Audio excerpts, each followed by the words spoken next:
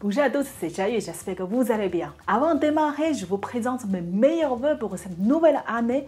La santé, le bonheur et plein de bonnes choses. Dans les yeux des Occidentaux, le 1er janvier est le nouvel an. Or, pour les Chinois, ce n'est pas la même chose. Cela présente uniquement le jour de l'an. Je pense que vous savez tous, c'est encore trop tôt pour le nouvel an chinois. Le jour de l'an en chinois, c'est ce qu'on appelle Yuan Dan. À l'époque, Yuan Dan et le nouvel an chinois étaient le même jour. Mais aujourd'hui, ce n'est plus le cas. Pourquoi?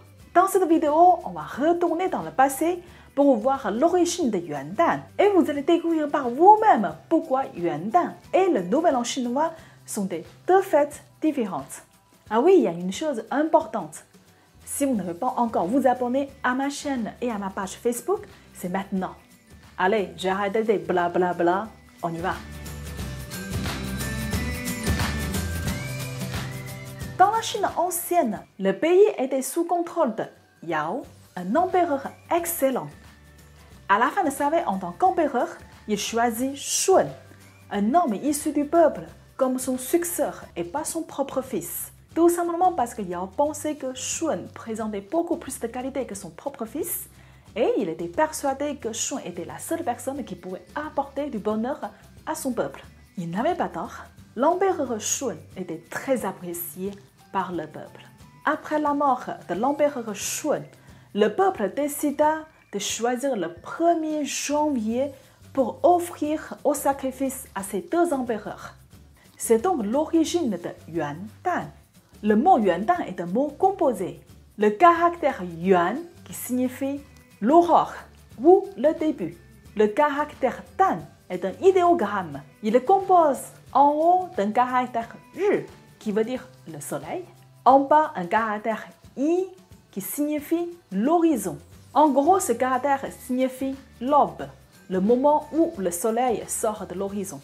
Quand on met Yuan et Dan ensemble, cela nous donne les premières lueurs de l'aurore commencent à apparaître. Maintenant, on sait tous que le 1er janvier, Yuan Dan existait depuis la Chine ancienne. Mais selon quel calendrier?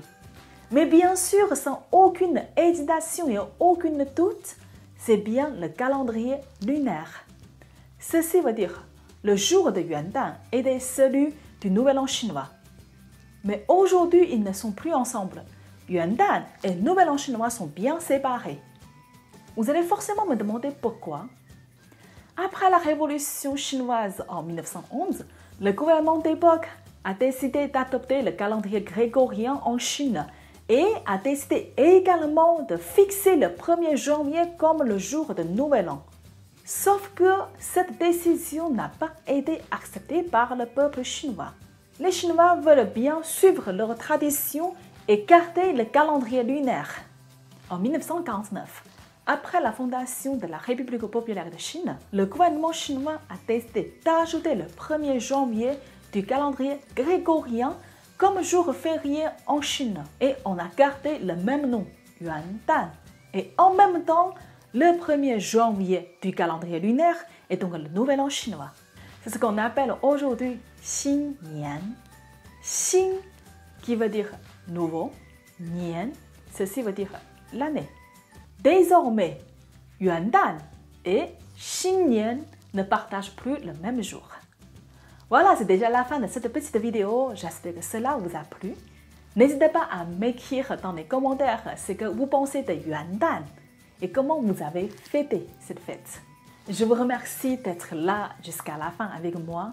Je profite de cette occasion pour vous souhaiter Yuan Dan 快乐. À la prochaine.